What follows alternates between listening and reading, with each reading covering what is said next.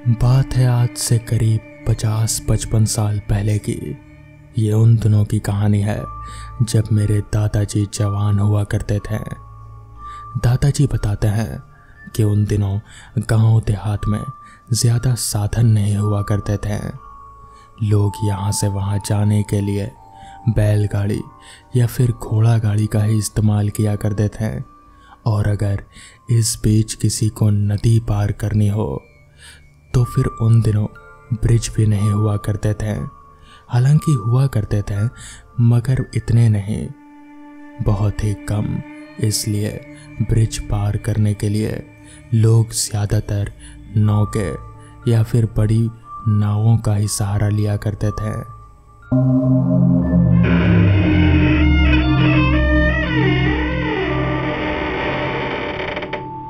उन दिनों मेरे दादाजी नाविक हुआ करते थे। नाविक यानी कि जो नौके से लोगों को नदी पार करवाते हैं। दादाजी बताते हैं कि उन दिनों बरसात का मौसम चल रहा था। रह रहकर हर दिन लगातार बारिश होती रहती थी। इस वजह से नदी में पानी भी बहुत था। और उन दिनों लोग भी ज़्यादातर कामों से शहर जा रहे थे, क्योंकि उन दिनों बीमारियां बहुत फैल रही थी। किसी को बुखार होता तो कभी किसी को उल्टी, बरसात में जैसा कि आम तौर पर होता ही है। तो इसलिए डॉक्टर के लिए या फिर दवाइयाँ लाने के लिए लोग ज़्यादातर शहर जाते हैं। एक रात की बात है, दादाजी हमेशा की तरह ही उस रात करीब 7:30 बजे के आसपास अपने नौके को नदी के किनारे बांधकर वापस घर की ओर ही लौट रहे थे। अभी उन्होंने अपने नौके को बांधना शुरू किया ही था कि तभी उन्हें ऐसा महसूस हुआ कि जैसे पीछे से किसी ने उनके कंधे पर हाथ रखा हो। वो हाथ जैसे बर्फ की सिल्ली की समान ठंडा था। दादाजी ने तुरंत पीछे घूम कर देखा तो पाया कि एक औरत है। उस औरत ने अपने चेहरे पर घूंघट डाल रखा था। तभी उस औरत ने दादाजी से कहा, भाई साहब, मुझे नदी पार करवा दीजिए। मेरा बच्चा बीमार है, बस उसके लिए दवाई लेकर वापस आना है।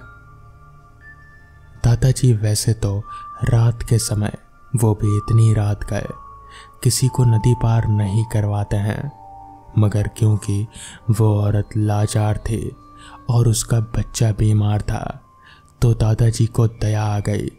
उन्होंने सोचा क्यों ना बस एक आखिरी सवारी को नदी पार करवा ही दिया जाए और फिर वापस लेकर अपने घर लौट जाएंगे। जिसके बाद दादाजी ने अपने नाव खोला और फिर उस औरत को बिठाकर नदी पार कराने की ओर आगे बढ़ चले। जैसा कि बरसात का मौसम था तो नदी में काफ़ी पानी था। ऊपर से अब धीमी धीमी बारिश भी शुरू हो चुकी थी। दादाजी को डर था कि कहीं ये बारिश तूफान का रूप ना ले ले, मगर बारिश अभी धीमी ही थी। इसलिए दादाजी जल्दी जल्दी चप्पू चलाने लगे। चप्पू चलाते हुए दादाजी ने एक नज़र उस औरत की तरफ देखा। वो औरत चुपचाप नाव के दूसरी तरफ बैठी हुई थी। शायद बेचारी को अपने बच्चे की फिक्र हो रही होगी। ये सोचकर दादाजी ने जल्दी जल्दी हाथ चलाने शुरू कर दिए। जल्दी जल्दी चलते चलते दादाजी ने महसूस किया कि बारिश अब थोड़ी और भी ज़्यादा तेज हो चुकी है। चलते चलते वापस से उनकी नज़र उस औरत की तरफ गई तो उन्होंने देखा कि उस औरत के चेहरे पर से अब घूंघट हट चुका है। शायद हवा की वजह से हट गया होगा और उस औरत को ध्यान नहीं रहा होगा। दादाजी ने उसके चेहरे को देखने की कोशिश की, मगर अंधेरा काफ़ी था, जिस वजह से दादाजी उसका चेहरा साफ तौर पर देख नहीं पा रहे थे। मगर वो इतना ज़रूर समझ पा रहे थे कि वो औरत बहुत ही गोरी चिट्टी है। उसका चेहरा जैसे उस अंधेरे में भी चमक सा रहा था खैर, दादाजी ने चप्पू चलाते चलाते नाव को उस किनारे पर ले जाकर रोका और फिर उस औरत से कहा, यहाँ तो और कोई नाव दिख नहीं रही, आपको वापस उस पार जाना है क्या? तो इस पर उस औरत ने कहा, हाँ बस आप यहीं रुकिए, मैं भी कुछ ही देर में दवा लेकर आती हूँ। दादाजी ने अपना सिर हाँ में हिलाया। फिर वो औरत नाव से नीचे उतरकर शहर की तरफ दवा लाने चली गई। दादाजी ने इधर उधर देखा, वहां आसपास कोई नाव नहीं था, बिल्कुल सुनसान। बारिश भी अब थोड़ी थोड़ी तेज हो रहे थे। उन्हें डर था कि अगर बारिश बहुत ज़्यादा तेज हो गई तो फिर उन्हें सर बचाने के लिए कोई जगह ढूंढनी पड़ेगी, और यहाँ आसपास तो कोई घर भी नहीं दिख रहा, सिर्फ एक घाट है। खैर, कुछ ही देर में वो औरत वापस आ गई। उन्होंने वापस से दादाजी को चलने को कहा। दादाजी उस औरत को लिए वापस से अपने गांव की ओर चल दिए। इस बार ऐसा महसूस हो रहा था कि जैसे वो औरत थोड़ी अजीब सी लग रही हो। उसका चेहरा भी कुछ अजीब सा हो गया था। उसकी आंखें उस अंधेरे में भी जैसे चमक सी रहे थे। दादाजी को समझ नहीं आया कि आखिर ये कैसे हो सकता है। एक इंसान की आंख चमक कैसे सकती है? उस औरत की आंख धीरे धीरे लाल पर लाल होती जा रहे थे, जैसे कि लाल बत्ती जल रही हो। वो बत्ती की रोशनी, या फिर ऐसा कहें कि वो आंख की रोशनी इतनी तेज थी कि उसके सिर पर घूंघट होने के बावजूद भी उसकी आंख दादाजी साफ तौर पर देख पा रहे थे। दादाजी को अब कुछ ना कुछ गड़बड़ लगने लगी थी। उन्होंने जल्दी जल्दी अपने हाथ चलाने शुरू कर दिए। तभी उस औरत ने दादाजी से कहा, आपको डर नहीं लगता? इतनी रात गए आप नाव चलाते हैं? तो इस पर दादाजी ने कहा, नहीं, मुझे डर नहीं लगता। दादाजी कोशिश कर रहे थे कि जितना हो सके वो चुप रहें और उस औरत से बात करने की कोशिश ना करें, मगर वो औरत सवाल पर सवाल किए जा रहे थे और दादाजी बस हाँ हूँ में जवाब दे रहे थे। थोड़ी देर चलने के बाद नाव उस किनारे पर पहुंच गई। दादाजी ने उस औरत को उतरने को कहा। उस औरत ने नाव से उतरना शुरू किया। वो जैसे ही नाव से उतरने लगी तो इस घाट पर जहाँ पर नाव को बांधा जाता था वहाँ पर एक लालटेन जल रहे थे। दादाजी ने उस लालटेन की रोशनी में उस औरत के पैर देखे तो दादाजी के जैसे सर से पैर तक उनका पूरा शरीर कांप गया, क्योंकि उस औरत के दोनों पैर उल्टे थे, यानी कि पीछे की तरफ मुड़े हुए थे। मगर दादाजी ने उस औरत को ऐसा नहीं जताया कि वो उसके पैर देख चुके हैं। वो बस चुपचाप वापस से अपना नाव बांधते रहे। नाव बांधकर उन्होंने वापस पीछे पलट कर देखा। वो औरत वहाँ पर कहीं नहीं थे, मगर वहाँ पर दादाजी के पैसे नीचे ज़मीन पर पड़े हुए थे। दादाजी ने उन पैसों को भी नहीं उठाया। उन्होंने उन पैसों को वापस से नदी में फेंक दिया और फिर भागते हुए अपने घर पहुंच गए। आज भोलाराम का 50 की उम्र में ही देहांत हो गया। वो बहुत सुखी परिवार से थे।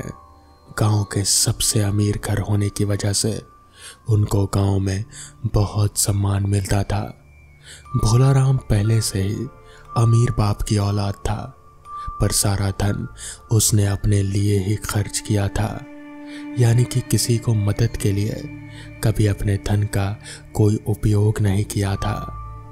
शमशान के रास्ते भोलाराम की अर्थी जा रहे थे।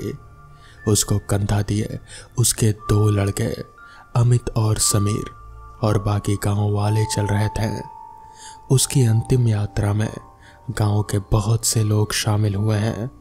यूं तो कोई भी भोला राम को पसंद नहीं करता था, पर भोला राम के जाने के बाद उनके लड़कों से अच्छा व्यवहार रखने से शायद कोई लाभ हो, ये सोचकर भोला राम के बेटों को सब लोग सांत्वना दे रहे थे। भोला राम के दोनों बेटे उसको खेती में बहुत मदद करते थे। बड़ा बेटा 25 साल का था और छोटा 20 साल का। भोला राम ने अभी अभी एक गांव वाले से ज़मीन खरीदी थी, या फिर यूं कहो कि छीन ली थी। गरीब गांव वाला बस छोटी सी ज़मीन का मालिक था।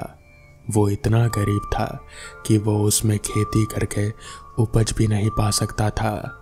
भोला राम ने उसे ब्याज के चक्कर में फंसाकर उससे ज़मीन का वो टुकड़ा भी हड़प लिया था। भोला राम का रात को ज़मीन हड़पने के बाद ही बहुत ही भयानक सपने आते थे। वो नींद में ही चिल्लाने लगता था और फिर उठकर बैठ जाता। वो विधुर था। उसकी पत्नी की मौत कुछ सालों पहले ही हो चुकी थी, जिसकी वजह से वो कमरे में अकेले ही सोता था, जिससे उसका डर और ज़्यादा बढ़ जाता था। आखिरी रात को वो इतना ज़्यादा डर गया था कि उसको हार्ट अटैक ही आ गया और उसकी मौत हो गई। शमशान गांव से काफ़ी दूर था, जहां तहां राख बिखरी पड़ी थी और अधजली हड्डियां भी दिखाई पड़ती थी। शमशान का आकार काफ़ी बड़ा था, जैसे एक छोटे से खेत पर ही शमशान बना दिया गया हो। चिता को मुखग्नि देकर भोला राम का बड़ा बेटा भी बाकी लोगों के साथ बैठ गया।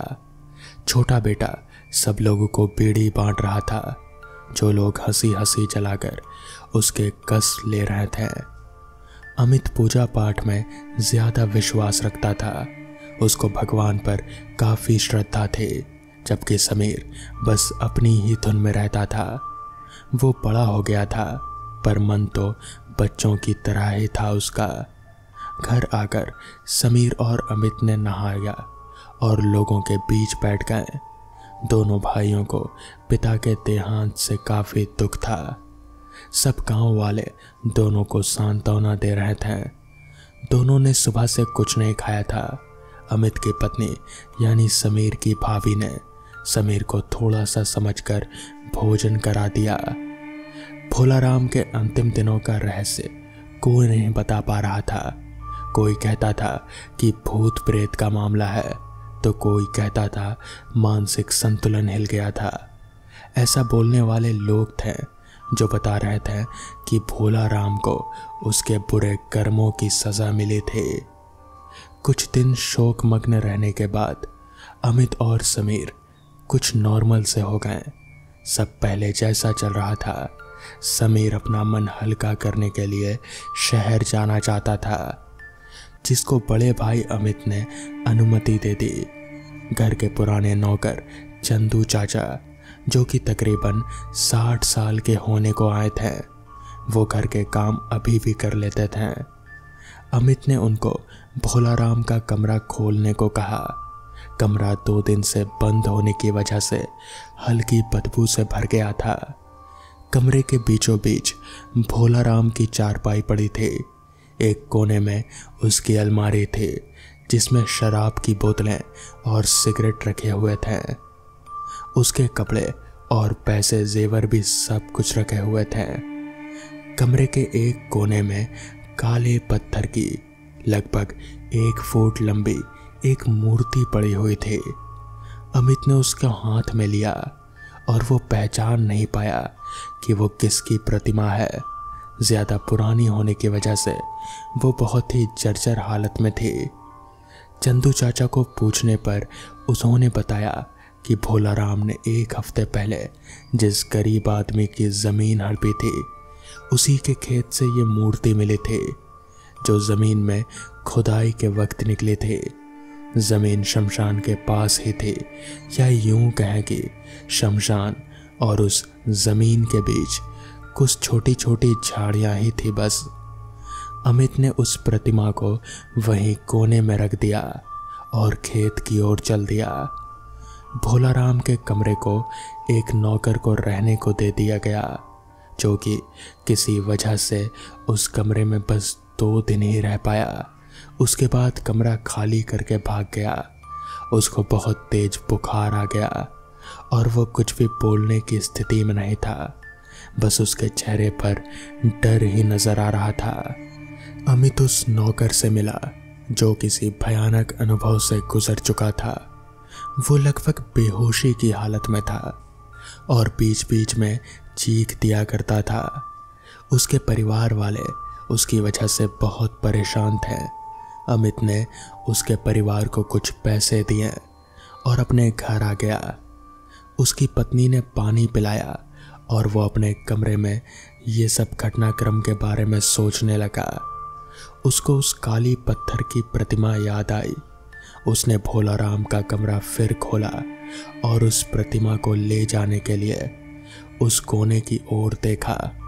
पर आश्चर्य की बात यह थी कि वो मूर्ति वहां से गायब थी और सबसे पूछताछ करने पर मालूम चला कि किसी ने भी ये कमरा खोला नहीं था। अमित ने पूरे घर में देखा, घर के आसपास भी छान मारा, पर वो मूर्ति कहीं नहीं थी। वो शाम को पूजा के बाद अपनी पत्नी के साथ बैठा हुआ था, तभी किसी ने दरवाज़ा खटखटाया। यूं तो शाम को दरवाज़ा खुला ही रहता था, पर आज चंदू काका ने बंद कर दिया होगा शायद।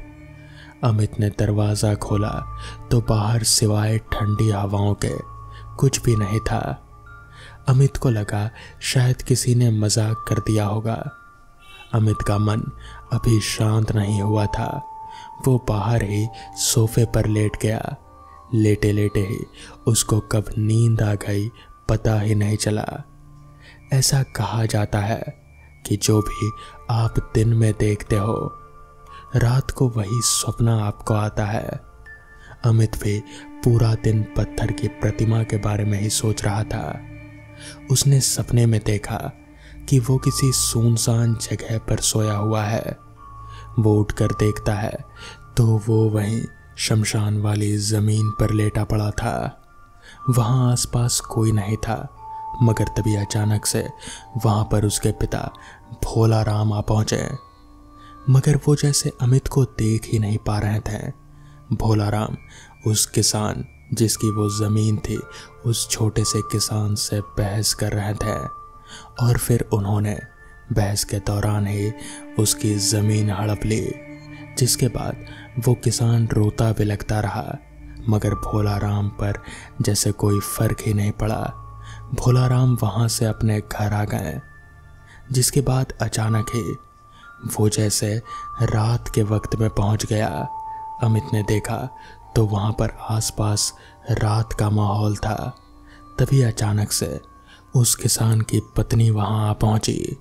उस किसान की पत्नी ने थोड़ा सा खेत को खोदा और फिर उसके नीचे अपने साड़ी के पल्लू से निकाला वही मूर्ति जिसे अमित ने अपने पिताजी के कमरे में देखा था। किसान की पत्नी ने उस मूर्ति को खेत के नीचे जमीन में दफना दिया और फिर वहां से अपने घर चली गई। जिसके बाद अमित ने अचानक से देखा कि फिर वक्त बदल चुका है और अब फिर से दूसरे दिन की सुबह हो चुकी है। अमित के पिताजी भोलाराम खेत की खुदाई करवा रहे हैं।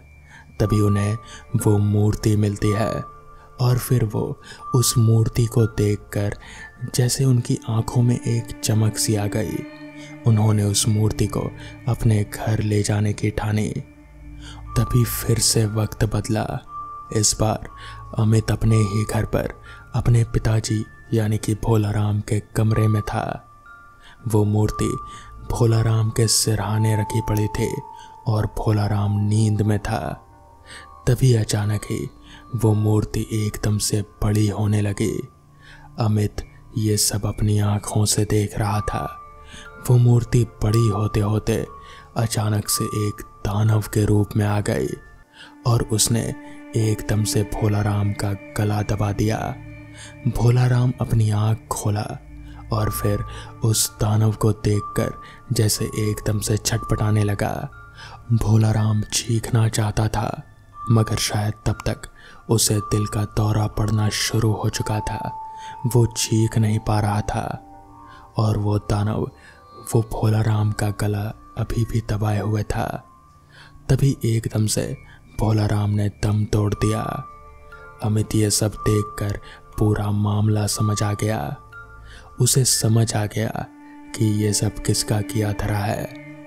तभी एकदम से अमित की आंख खुली तो उसने खुद को घर के बाहर सोफे पर लेटा हुआ पाया। उसने उठकर आसपास देखा तो शाम से अब रात हो चुकी थी, मगर वो मूर्ति, वो काली सी मूर्ति जिसे अमित आज दिन भर अपने घर पर खोजता रहा और उसे नहीं मिली, वो अब अमित के सिरहाने रखे पड़े थे। अमित जानता था उस मूर्ति का राज। वो समझ गया था कि ये मूर्ति ही है जिसने उसके पिताजी को मारा था। अगली सुबह अमित उस मूर्ति को लेकर सीधे गांव के जाने माने तांत्रिक के पास गया। उसने उसे वो मूर्ति दिखाई। तांत्रिक मूर्ति देखते ही समझ गया, जिसके बाद तांत्रिक ने कहा, ये मूर्ति नहीं है, ये दानव है। इसे लोगों को मारने के लिए भेजा जाता है। जिस पर अमित ने कहा, तो बाबा अब इसका क्या उपाय है? इस पर बाबा ने कहा, इसका एक ही उपाय है। इसका जो भी मालिक है, यानी कि जिसने इसे भेजा था तुम्हारे पिताजी को मारने के लिए, तुम्हें उसके पास जाना होगा और फिर उनसे माफ़ी मांगनी होगी। वो ही अपना जादू वापस ले सकते हैं, इसमें मैं कुछ नहीं कर सकता। जिसके बाद अमित वहाँ से सीधे उस गरीब किसान के घर गया। उस किसान के घर का दरवाज़ा खटखटाया तो उसकी पत्नी ने दरवाज़ा खोला। अमित ने उनको पूरी बात बताई और फिर उनसे झगड़ा करने के बजाय अमित ने उनसे माफ़ी मांगी। पता चला कि वो किसान जिसकी ज़मीन भोलाराम ने हड़पी थी, वो तो उसी दिन फांसी लगाकर आत्महत्या कर लिया था। उसकी पत्नी ने उसी रात वो काला जादू गुस्से में आकर किया और भोलाराम को मारने की ठानी, मगर फिर उसकी पत्नी ने भी अमित से माफ़ी मांग ली, क्योंकि उसे भी ये सब करके कोई संतुष्टि नहीं मिली। जिसके बाद उसकी पत्नी ने अपना काला जादू वापस कर लिया। तो दोस्तों, ये थी आज की कहानियाँ। अगर आपको ये कहानियाँ पसंद आई हों तो वीडियो को लाइक और चैनल को सब्सक्राइब करना ना भूलें। तो मैं आपका दोस्त आर्यन जल्द ही मिलूँगा आपसे ऐसी ही नई कहानियों के साथ। तब तक के लिए अपना ख्याल रखें।